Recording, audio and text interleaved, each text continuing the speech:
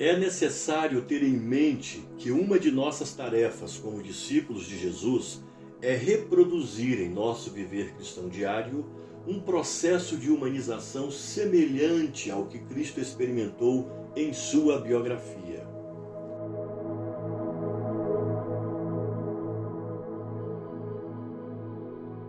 Olá, tudo bem com você? Aqui quem fala é o Ari Marinho e este é o meu canal no YouTube. Iniciamos hoje o terceiro episódio da série Aspectos Práticos da Vida Cristã.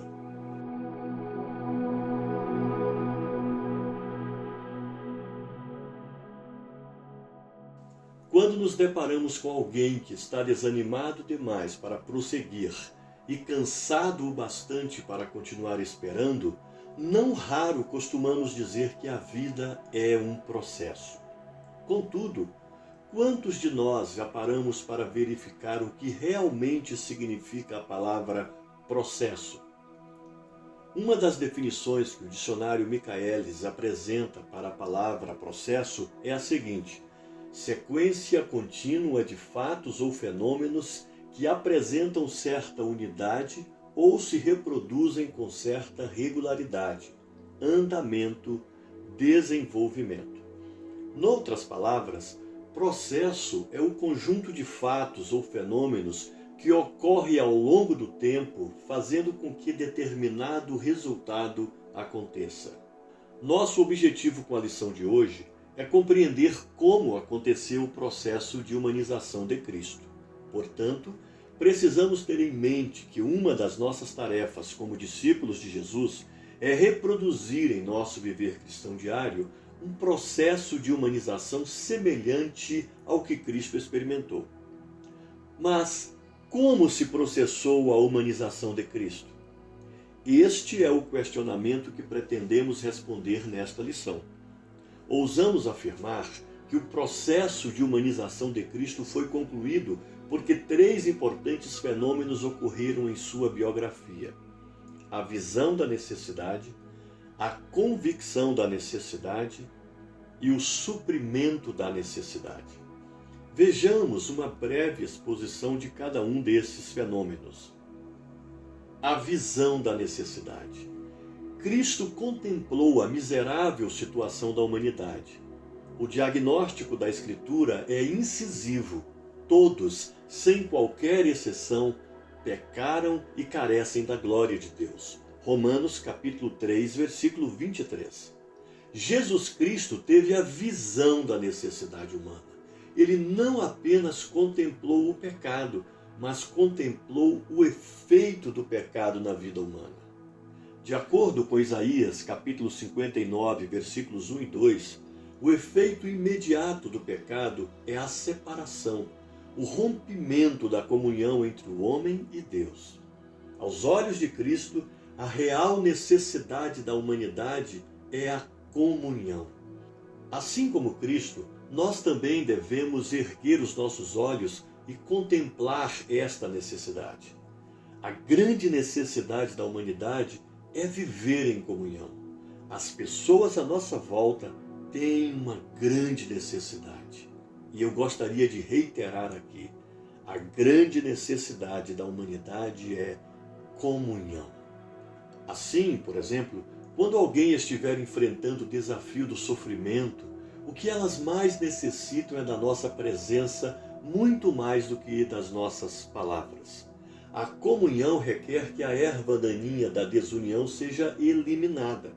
O apóstolo Paulo discorre sobre isso em sua primeira carta aos Coríntios, capítulo 12, versículos 25 e 26, com as seguintes palavras: para que não haja divisão no corpo, mas para que os membros cooperem com igual cuidado em favor uns dos outros, de maneira que, se um membro sofre, todos sofrem com ele, e se um deles é honrado, todos os outros se alegram com ele. O primeiro fenômeno, como vimos, foi a visão da necessidade. O segundo fenômeno é a convicção da necessidade. Ao contemplar a necessidade humana e os nefastos efeitos do pecado na vida humana, Cristo assumiu o compromisso de apresentar um escape para a humanidade perdida. Eis a razão por que Cristo assumiu o compromisso de esvaziar-se a si mesmo. Cristo viu a necessidade humana, mas não apenas isso. Ele estava plenamente convicto de que a restauração da comunhão com Deus era a real necessidade da humanidade. Por isso, ele esvaziou-se a si mesmo, veio a este mundo com o propósito de apresentar um escape para a necessidade humana. Portanto, apenas a visão da necessidade não é suficiente para a manifestação de uma autêntica vida cristã. Será indispensável que aquele que contempla a necessidade esteja absolutamente convencido de que aquela necessidade é real e que algo precisa ser feito para que a necessidade seja suprida. Esse convencimento deve ser muito profundo, a ponto de provocar um forte e intransferível incômodo na vida daquele que contempla a necessidade. Este incômodo, por sua vez, despertará a necessidade de que mudanças devem ocorrer na vida daquele que contempla a necessidade, transformando-o num instrumento divino para que o necessitado tenha as suas necessidades finalmente supridas. Esta é uma poderosa dinâmica que fará com que a vida cristã autêntica saia da teoria e penetre no cotidiano dos relacionamentos humanos. O terceiro fenômeno, por fim, é o suprimento da necessidade. Cristo não desistiu enquanto não apresentou o escape para a necessidade humana. O mecanismo utilizado pelo Senhor Jesus para desfazer a separação que havia entre o homem e Deus foi promover a comunhão. E como ele fez isso? Tornando-se homem.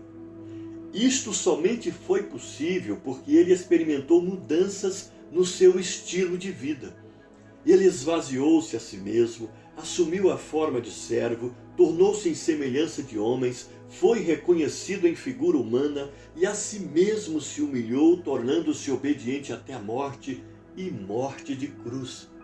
A humanidade estava devastada pelo pecado e irremediavelmente condenada a viver sem Deus num eterno estado de sofrimento e dor. Cristo não ficou indiferente a esse estado de miséria humana. Usando a linguagem da parábola do bom samaritano, nós poderíamos dizer: Cristo não passou de largo em relação àquele que estava à beira do caminho da miséria. Ao contrário, ele envolveu-se com o homem caído à beira do caminho. João capítulo 10, versículos 30 a 35. Somente assim a necessidade humana foi suprida. A humanização somente estará completa quando a necessidade for, enfim, suprida. Este foi o conjunto de fenômenos que Cristo vivenciou ao longo do tempo para providenciar o escape para a necessidade humana. Primeiramente, ele viu a necessidade humana. Em seguida, Cristo compreendeu que a restauração da comunhão da humanidade com Deus era, de fato, a real necessidade que pesava sobre a história humana. Por fim, ele agiu para suprir esta necessidade. Ver a necessidade, convencer-se dela e, enfim, supri-la. Eis o caminho que devemos percorrer para experimentarmos o mesmo processo de humanização que Cristo experimentou. Deus deseja que vejamos a necessidade das pessoas que estão à nossa volta. O Espírito de Deus nos envolverá com uma poderosa convicção acerca da real necessidade das pessoas. O que elas mais precisam é ter a sua comunhão com Deus restaurada. Isso não ocorrerá sem que nos envolvamos com as pessoas e lhes apresentemos o glorioso Evangelho de Jesus Cristo. De acordo com o texto de 2 Coríntios, capítulo 5, versículo 20, nós falamos em nome de Cristo quando dizemos às pessoas: reconciliem-se com Deus. Cristo experimentou a humanização para transformar a vida daqueles que estavam separados de Deus. Assim também, nós devemos experimentar a humanização para que sejamos auxiliares de Cristo na gloriosa tarefa de restaurar a comunhão dos homens com Deus.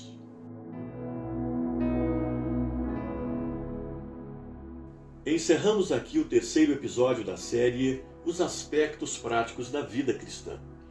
Na lição de hoje, nós aprendemos que, se desejarmos cooperar com a transformação de outras pessoas, devemos ter em mente que uma de nossas tarefas como discípulos de Jesus é reproduzir em nosso viver cristão diário um processo de humanização semelhante ao que Cristo experimentou em sua biografia.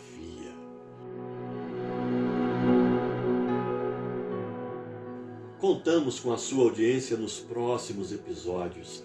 Não esqueça de deixar o seu like nessa postagem, inscrever-se em nosso canal caso não o tenha feito ainda e, é claro, compartilhe esse vídeo com todos os seus contatos. Obrigado por sua parceria com o nosso canal e até o próximo episódio dessa série. Deus abençoe sua vida. Fique com Deus.